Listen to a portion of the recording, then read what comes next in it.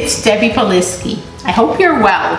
You know, many times people ask me, how can I start eating more plant-based foods? I don't want to become a vegetarian, but I want to eat more vegetables and fruits and beans and whole grains. Today I'm going to give you a few tips on how to do just that. Number one, you can start purchasing some cookbooks, more vegetarian and plant-based cookbooks, as well as some magazines. There's a lot out there. And if you don't want to buy anything, you can go online. There's packed with all kinds of websites, including my own, with lots of great recipes and ideas. I love these because, you know, we don't know everything, but we might want to use a different vegetable, a different fruit, a different bean, and these books come in very handy. Tip number two, visit some ethnic restaurants and some ethnic stores, maybe places that you don't know about, different cultures, and even meet friends from other places. So maybe from India, from China, from Japan, and they use a lot of vegetables, they use a lot of spices, and get to know them and go with them to these shops to get more ideas of what else you can do in the kitchen.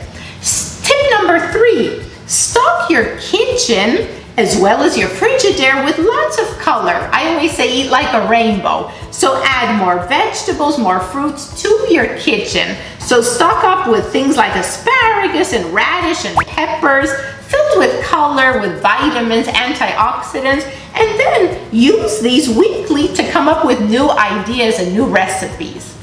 Tip number four, you might want to use the recipes you have that might be more animal-based with more meats and chicken and fish or eggs and dairy, and come up with substitution. So you might substitute a recipe that has red meats for maybe tofu or beans. And little by little, you'll be able to add more veggies and more plant-based foods to your meals.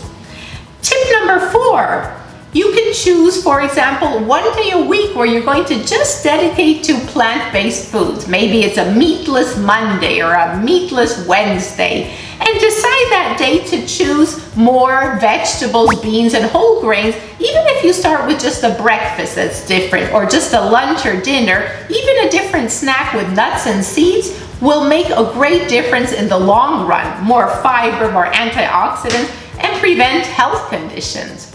Tip number five, how to substitute? Well, add more beans and legumes to your daily meals.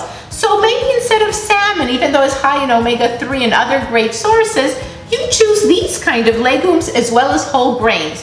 Here we have great options. We've got garbanzo or chickpeas, and I've given you guys lots of ideas of salads, stews, soups. You can even roast them in the oven. You can use other beans like kidney beans and navy beans to also make fresh foods and fresh ideas.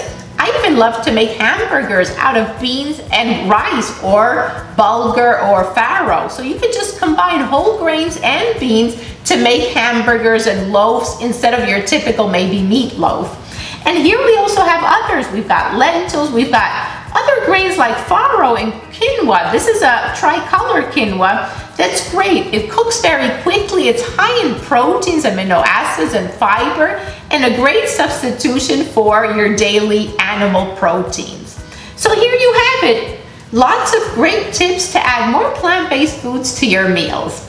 Wishing, like always, to hear you and your recipes, and have a great day filled with health and happiness, peace, and lots of love.